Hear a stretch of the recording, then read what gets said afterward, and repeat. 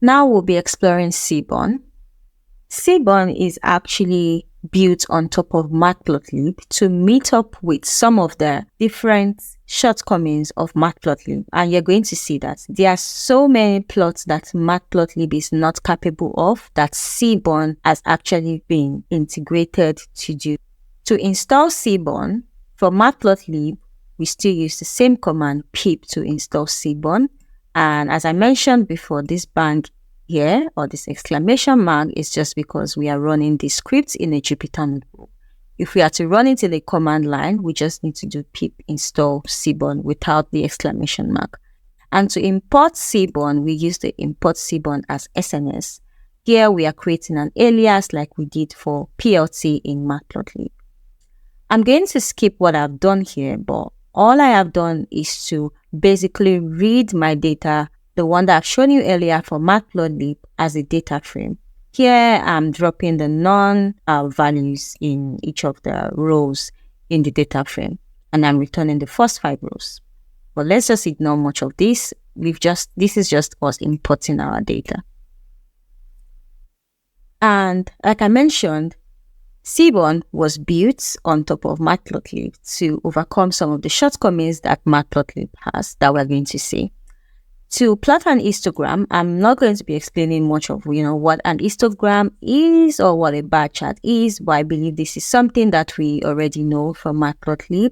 But to plot an histogram in Seaborn, it's quite interesting that we will see that we still need the use of Matplotlib to make sure that we plot what we have done in Seaborn.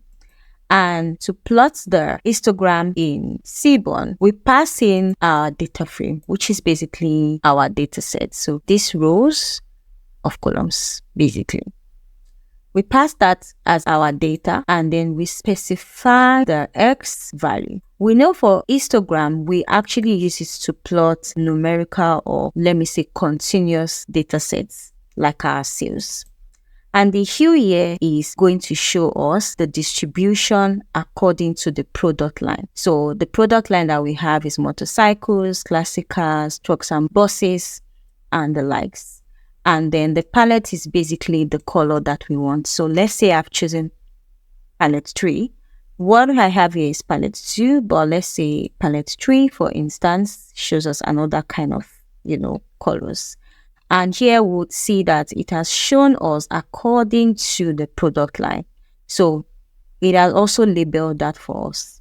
So unlike in Matplotlib, where we had to start doing things like the legends, the label, to, doing so much things just to add this legend, once we do this and we put the palette symbol, which is an argument in the isPlot function, by default, it just knows what to do, and it assigns the colors and shows us what category the color belongs to. So for example, this belongs to vintage cars.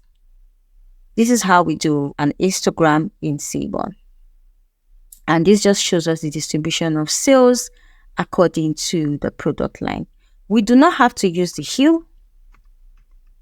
We can just show the distribution of sales. And of course, you can see a warning that the palette cannot work because we are not, describing how it should distribute the palette. And we can see that it's still going to plot our histogram, showing us the distribution of our sales, that is the number of sales we have made. Like we can see that the sales that has the highest amounts is this one, and that is probably somewhere between 2,500 and thereabouts. But I'm going to add this back just to really beautify it. This is one of the things that Seaborn has come to do. It has that aesthetic default feel to it, and it helps us to have more pleasing to the eyes plots.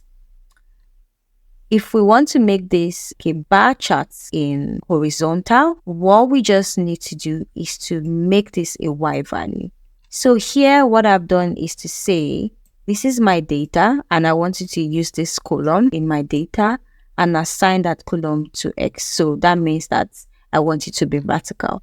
For horizontal, is going to be the same, except that we now say, I want it to be in the Y direction. And that makes this to be horizontal, just like we have bar H in Matplotlib. Don't you think that Seaborn is really beautiful? I think that's one of the reasons I really, really like Seaborn. Now we are going to use a count plot. Count plot is used to count the number of occurrences of each category in a categorical variable. Very similar to bar plot, but with bar plots, we actually need both the X and the Y, where the X stands for the numbers or the categories and the Y stands for the numbers or categories, vice versa. But here we are just counting the number of occurrences of each category in a categorical variable without having to pass the frequencies. Here we are showing the distribution of orders by the months, and we just use the SNS.countPlots function. We pass in our data, and that's just Jupyter Notebook trying to highlight each of what the function stands for. So if I come here and I highlight, it just says count plus. It shows the count of observations in each category being using bars, and they say count plot can be thought of as histogram across a categorical instead of a quantitative variable. So yeah, that's one of the things Jupyter Notebook does for you. And here I have specified that I want it to be in the X direction, where the month ID is displayed in the X direction. So this just shows us the months. And here I brought the X-axis rotation to be 45. From these plots, if I want to know which month has the highest number of orders, we can say November period. So we can say, in November period, it seems like a lot of people are buying stores from us. Maybe that's because, this is an automobile data company data set. Well, we can say, maybe because people are trying to, go for Christmas holidays and, everyone wants to show off their new ride, their new car, their new motorcycle, whatever it may be. So this just shows that we need to increase our production in the months leading to November. So this is where data insight comes in. This is where we draw insight from plotting these charts. Now I'm going to create a line plot for sales over time. But before I do that, I need to sort the data frame by the order date. And I can't do that using Matplotlib or Seaborn. So I've just used a function from pandas to sort the values of the data frame by the order dates. And after that, for a line plot in Seaborn, the same thing is done. We first of all pass in our data. So unlike in Matplotlib, where we just pass in the X and the Y value, in this case, we pass in the data frame because we are dealing with an imported data frame. And then we specify which column is our X, which column is our Y. This is what we have been doing in previous functions like the count plots that we've seen and the hist plots. And given that I've also, done something by adding the X6 value and rotating the value to be 45. And we can basically see how beautiful this line plot looks. This is definitely not the kind of line plots that we've seen in Matplotlib. And yeah, you can start to see the advantage that Seaborn has over Matplotlib. Most times people use Seaborn where they are presenting to stakeholders outside the company, for instance. But if it is maybe a chart that you're just showing your manager, it's just within the team, then you can just go for Matplotlib because it's just easy to do. But I also believe Seaborn is also easy to implement from what you've seen. And when we are dealing with like external people that are not in our department, for instance, or stakeholders that are not even in the company, I think we need more aesthetic feelings to our visuals, and this is where Seaborn shines. I really, really like, what this line plot looks like with Seaborn. Hello there. If you have enjoyed this course so far, kindly support me and subscribe to my YouTube channel. Subscribe will also help you know when newer courses are released. Thank you for subscribing. I do hope you have. Let's carry on with the course. We can also do a scatter plot with Seaborn. As usual, we use the SNS, which is our Seaborn model, the alias we created earlier, just, refreshing your memory. We use that scatter plot. We pass in our old data frame and say, this is the data we want to use. This is the X column of our data. This is the Y column, and the alpha is basically how opaque we want this, dots to be. I'm just going to remove it for now so that you see what that looks like. Can see that it's much more deeper. However, you would see the same way I was saying, the quantity that has been ordered. So this is supposed to be quantity ordered, so every time you are doing your labeling, be sure to just ensure that the labeling is not misleading people. So this should be quantity ordered actually. And, I was saying in Matplotlib that more people order between, 20 quantity to 50, quantity. And you can see that reflecting this same scatter plot. And if you ask me, the scatter plot for Seaborn and Matplotlib, I think, they are just on the same level. I think the line plot is still like one of my best plots in Seaborn, and followed by the histogram plot because of the palette. Now, I'm just selecting the unique values of a city, that is the 3 cities that everybody has come from. So this is either the customer from Melbourne or Chatswood or North Sydney, and I want to make a bar plot of that. The same way, I just use the function bar plot. I pass in the data frame, the X is pointing to the city column, the Y is pointing to the sales column, and I want to plot the sales by territory using the bar plot. And from here we can see, okay, people in Melbourne are actually the people that order more. So if this data, you can just wonder, how do I use this chart? So let's say, for example, the company is trying to know where they can deploy some of their automobiles, for instance, like which store should have a large percentage. Let's say out of 100, how can we evenly distribute it such that we don't send our automobile to places that we don't have much sales? This is actually an intuitive chart that can say, okay, in Melbourne, it looks like we need to send probably 50 automobiles there, and in the other regions, we can just distribute 25, because if you look at the orange and the green, they are almost like similar. So, it's not just about visualizing this data. There's a reason why we are visualizing it, and it's because we want to draw insight from them.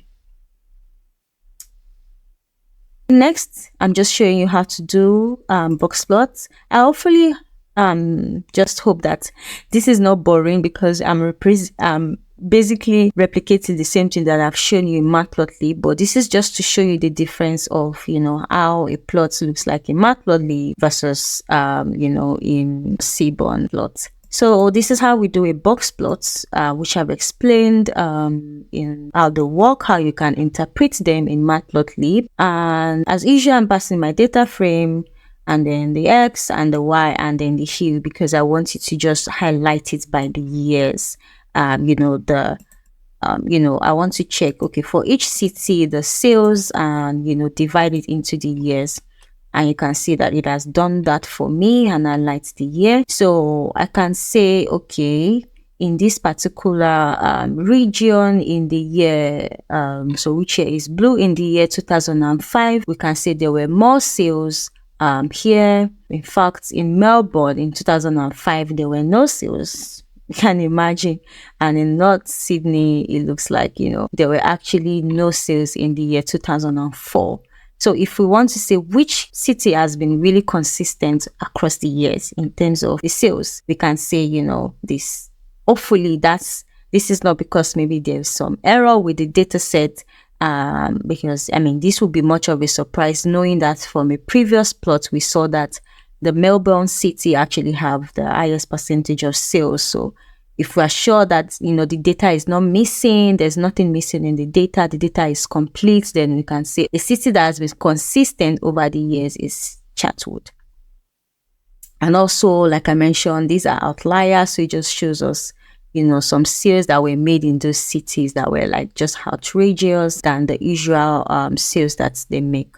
And of course, I'm not going to be going over, how to interpret these lines. I've done that in the Matplotlib, and you can always, go back to refresh your memory on that. Now I'm going to be talking about this beautiful chart, which we call the violin plots.